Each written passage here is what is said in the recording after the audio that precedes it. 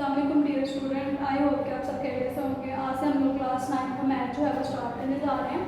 Chapter number 1 है, exercise number 1.1 का question number 1 है, find the order of the following matrix. यानी उन्होंने हमें फॉलोइंग मैट्रिक्स दी और हमें इसका ऑर्डर फाइंड करना है। ऑर्डर कहते हैं रोज और कॉलम्स को, यानी number of rose and number of columns.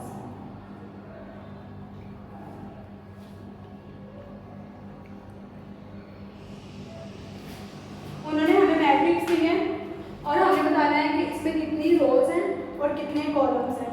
रोज जो है वो हमारे पास हॉरिजॉन्टली होती है, यानी लेफ्ट टू राइट, और कॉलम जो है वो हमारे पास वर्टिकल होते हैं, यानी टॉप टू बॉटम। अब उन्होंने हमें यहाँ पर मैट्रिक्स जो है वो दिया, कहा है कि इसका ऑर्डर फाइंड करें। हमने बताना है कि इसके अंदर कितनी रोज है कितने कॉलम्स है। जैसे कि मैंने यहाँ पर आपको बताया कि रोज जो है ये हॉरिजॉन्टली होती हैं, कॉलम जो है ये वर्टिकल होते हैं। अब हम देखते हैं कि इसमें कितने रोज हैं कितने कॉलम्स हैं। ये first column and second column, first row and second row, यानी इस मैट्रिक्स के अंदर हमारे पास 2 ही रोज हैं और 2 ही कॉलम्स हैं। मैथ के अंदर रोज को जो है यानी नंबर ऑफ रोज जो है उसे हम लोग m से रिप्रेजेंट करते हैं और नंबर ऑफ कॉलम्स को जो है वो हम लोग n से रिप्रेजेंट करते हैं। अब मैंने आपको बताया कि जो m है ये रोज को रिप्रेजेंट करता है, तो रोज हमारे पास कितनी है 2 है, इसलिए हम लोग m = 2 लिखेंगे। और कॉलम जो है वो भी हमारे पास 2 है और m किसे जाहिर करते हैं, किसे रिप्रेजेंट करते हैं, नंबर ऑफ कॉलम्स को। तो हम लोग नंबर ऑफ कॉलम्स को जो है इसके सामने लिखेंगे, यानी m = 2।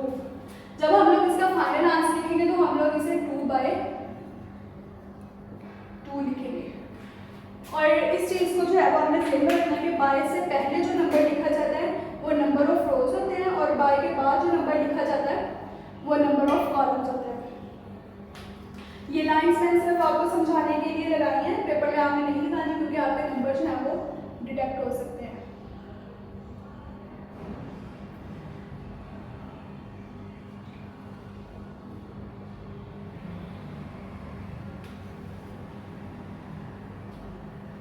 अब हम लोग सी मैट्रिक्स देखते हैं कि इसका क्या ऑर्डर है।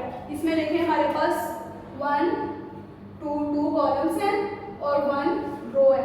तो मैंने आपको क्या बताया था कि रो को हम लोग किससे रिप्रेजेंट करते हैं, m से, और कॉलम को किससे रिप्रेजेंट करते हैं, n से। अब रो हमारे पास कितनी है 1 है और कॉलम हमारे पास कितने हैं 2 है। तो जब हम लोग इसका फाइनल आंसर लिखेंगे तो हम लोग लिखेंगे 1/2।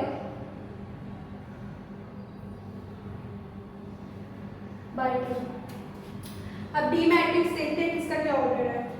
इसमें हमारे पास 1 कॉलम है और 1 2 3 जो है वो रोज है, तो हम लोग इसे लिखेंगे m = 3 और n = 1। और जब इसका फाइनल आंसर लिखेंगे तो हम लोग लिखेंगे 3/1।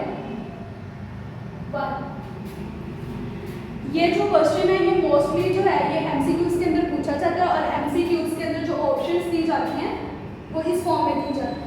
तो ये आपने ध्यान में रखना है कि जो फर्स्ट नंबर पे जो डिजिट लिखा जाएगा बाय से पहले वो हमारे पास नंबर ऑफ रोज होगा, जो बाय के बाद लिखा जाएगा वो नंबर ऑफ कॉलम्स होगा। नेक्स्ट है हमारे पास क्वेश्चन नंबर 2। क्वेश्चन नंबर 2 में कह रहे हैं which of the following matrix are equal, यानी उन्होंने हमें फॉलोइंग मैट्रिक्स दिया है और हमें बताना है कि इसमें से कौन सी मैट्रिक्स किस मैट्रिक्स के इक्वल है। मैट्रिक्स के एक दूसरे के इक्वल होने पर जो है वो 2 कंडीशंस हैं। एक कंडीशन ये होती है कि इनके ऑर्डर सेम होने चाहिए और दूसरा ये होता है कि इनकी कॉरिस्पॉन्डिंग एंट्रीज जो है वो भी सेम होनी चाहिए। ऑर्डर तो आपको पता है, ऑर्डर तो रोज और कॉलम्स को हम लोग कहते हैं, यानी नंबर ऑफ रोज और नंबर ऑफ कॉलम्स जो है वो उसे हम लोग ऑर्डर कहते हैं। और कॉरिस्पॉन्डिंग एंट्री से मुराद ये होता है कि जैसे यहाँ पर 4 है तो यहाँ पर भी 4 होना चाहिए, इधर 0 है तो इधर भी 0 होना चाहिए, इधर 6 है तो इधर 6, इधर 2 है तो इधर 2 होना चाहिए। चलिए आइए देखते हैं, मैट्रिक्स को सॉल्व करते हैं और इनका देखते हैं कि इनके ऑर्डर क्या है और कौन सी मैट्रिक्स किस मैट्रिक्स के इक्वल है।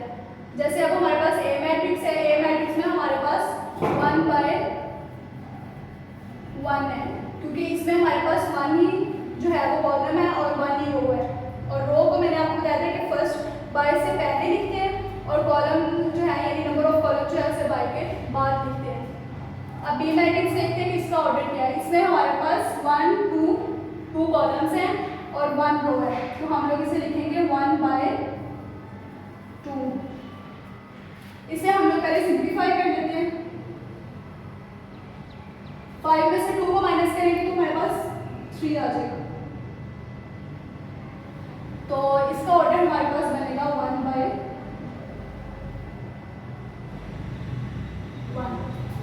अब डी मैट्रिक्स देखते हैं इसका ऑर्डर क्या है।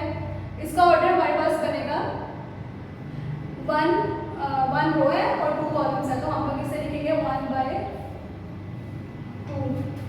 नेक्स्ट हमारे पास है 1 2 कॉलम्स है और 1 2 रोज है, तो हम लोग इसे लिखेंगे 2/2। नेक्स्ट हमारे पास एफ मैट्रिक्स है। एफ मैट्रिक्स में देखते हैं कि इसका ऑर्डर क्या है। इसका ऑर्डर हमारे पास बनेगा 2/1, क्योंकि इसमें हमारे पास 2 रोज हैं और 1 कॉलम है। आगे जी मैट्रिक्स को पहले सिंप्लीफाई कर लेते हैं। 3 में से 1 को माइनस करेंगे तो 2, 3 में 3 को ऐड किया तो 6। इसका ऑर्डर हमारे पास क्या बनेगा 2/1, क्योंकि इसमें हमारे पास 1 कॉलम है और 2 रोज है। नेक्स्ट हमारे पास है एच मैट्रिक्स।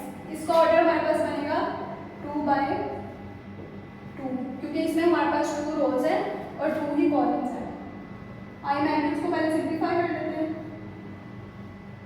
3 में 2 को ऐड करेंगे तो हमारे पास 5 आ जाएगा। तो इसका ऑर्डर हमारे पास आएगा 1/2,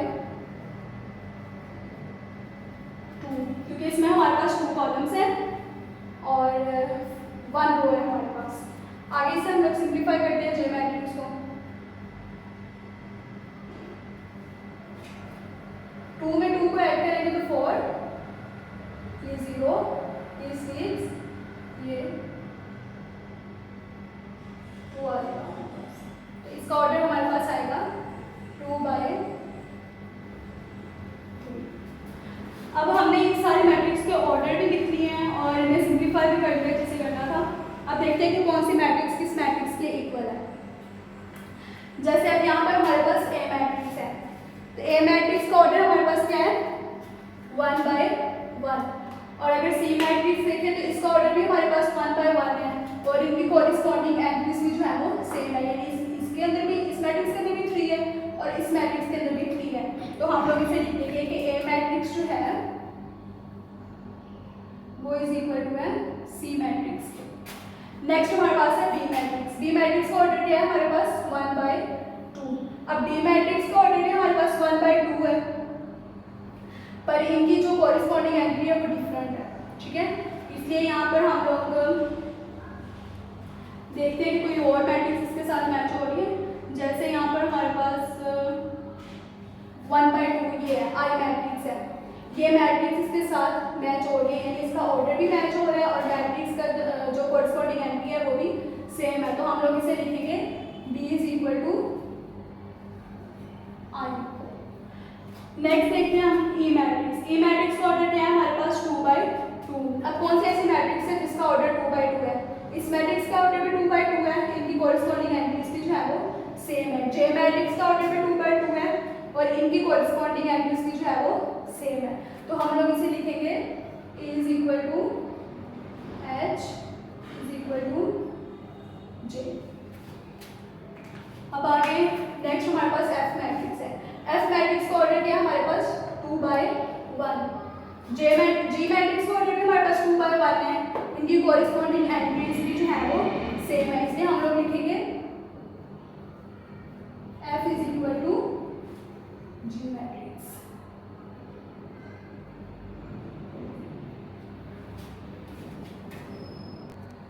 नेक्स्ट है हमारे पास क्वेश्चन नंबर 3।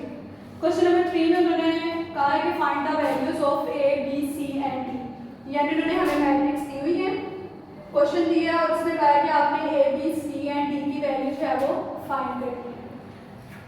एक ये मैट्रिक्स है और एक ये मैट्रिक्स है और ये दोनों मैट्रिक्स जो है वो एक दूसरे के इक्वल है, यानी A+ C जो है वो 0 के इक्वल है, A+ 2B जो है वो -7 के इक्वल है, C+ c माइनस 1 जो है वो 3 के इक्वल है, 4d माइनस 6 जो है ये 2d के इक्वल है। हम लोग इसे सेपरेट जो है वो करके लिख लेते हैं।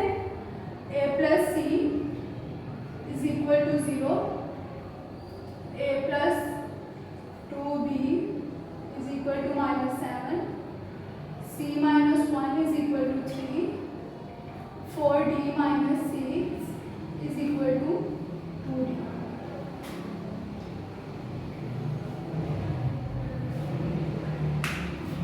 इनकी इक्वेशंस बना लेते हैं। इसे इक्वेशन 1 का नाम दे देते हैं, इसे इक्वेशन 2 का, इसे इक्वेशन 3 का और इसे इक्वेशन 4 का। सबसे पहले हम लोग इक्वेशन नंबर 3 को जो है वो सॉल्व करेंगे।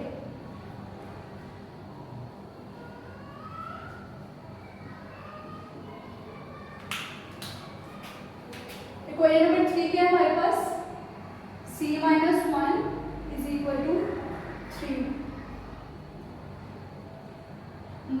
1 जो है यहाँ पर माइनस हो रहा है, दूसरी तरफ जाके जो है वो प्लस हो जाएगा। 3 में 1 को ऐड करेंगे तो 4 आ जाएगा हमारे पास।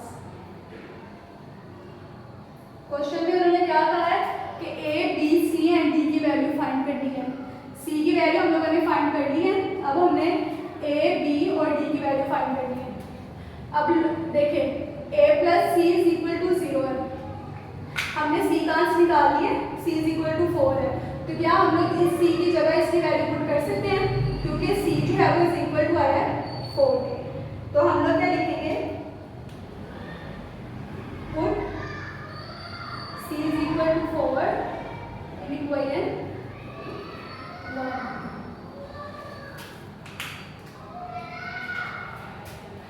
a plus c is equal to 0, तो c किसके इक्वल है, 4 के इक्वल है, तो हम लोग इधर 4 लिखेंगे। ये प्लस का दूसरी तरफ जाके -4 हो जाएगा।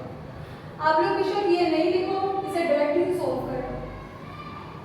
a c की जगह 4 को पुट कर दो और आगे इसे सिंप्लीफाई कर दो। 0 में से 4 को माइनस करेंगे तो 4 आ जाएगा। साइन वैल्यू के साथ हमेशा वो आता है जो बड़ी वैल्यू के साथ होता है। 4 0 से भरा है तो इसके साथ माइनस है, आंसर में जो है 4 के साथ में माइनस आएगा। अब हमने a की वैल्यू जो है वो फाइंड कर ली है।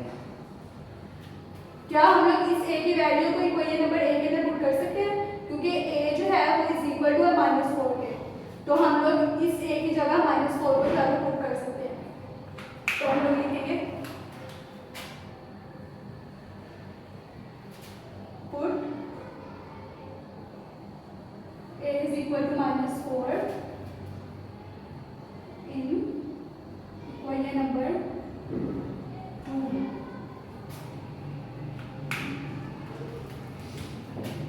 a किसके इक्वल था, -4 के, यानी हमने a की जगह किसे पुट करना है, -4 को, तो हम लोग a की जगह -4 लिखेंगे, प्लस 2b एच के साथ आ जाएगा और -7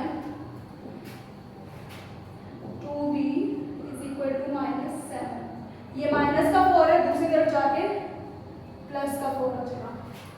और इस चीज को आपने ज़हन में रखना है कि -7 यहाँ पर पहले से मौजूद है, -4 ने बाद में जाना है, तो आपने -4 को बाद में लिखना है।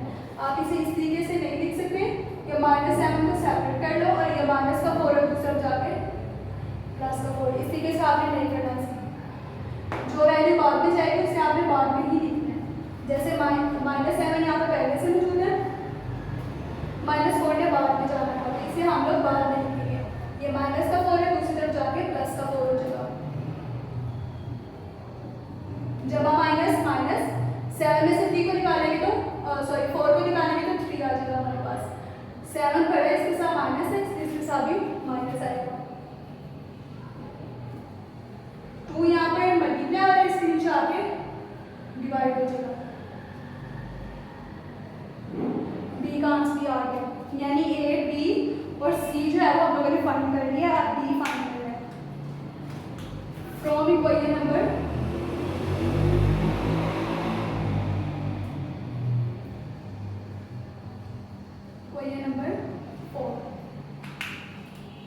क्वेश्चन नंबर 4 क्या है हमारे पास, 4d minus 6 is equal to 2d। ये प्लस है, दूसरी तरफ जाके माइनस 4d। 4d में से 2d को माइनस करेंगे तो ये हमारे पास आ जाएगा 2d। 4 बड़ा है, 2 छोटा है, इसलिए हम लोग जो साइन 4 के साथ है वो इसके साथ लगाएंगे। माइनस माइनस कैंसिल हो जाएगा, 2 इसके साथ मल्टीप्लाई और इसके नीचे आके डिवाइड हो जाएगा। तो 2 1 2, 2 3 6, तो d इज इक्वल टू आ जाएगा 3 है। उन्होंने हमें कहा था a b c and d की वैल्यू फाइंड करनी है, तो हम लोग a b c and d की वैल्यू को जो है वो फाइंड कर चुके हैं। अब जो है हम इसके सेपरेट मान सीख लेते हैं। a हमारे पास आया है -4, b आया है हमारे पास -3/2, c आया है हमारे पास 4 और d आया है हमारे पास 3। फाइनली हमारी एक्सरसाइज नंबर 1.1 जो है वो कंप्लीट हो गई है। आई होप कि आपको इस एक्सरसाइज की समझ आई होगी। मेरे चैनल को सब्सक्राइब कीजिएगा ताकि मेरी हर आने वाली न्यू वीडियो जो है वो आप तक पहुंच सके। Thank you for watching my video. अल्लाह हाफिज़।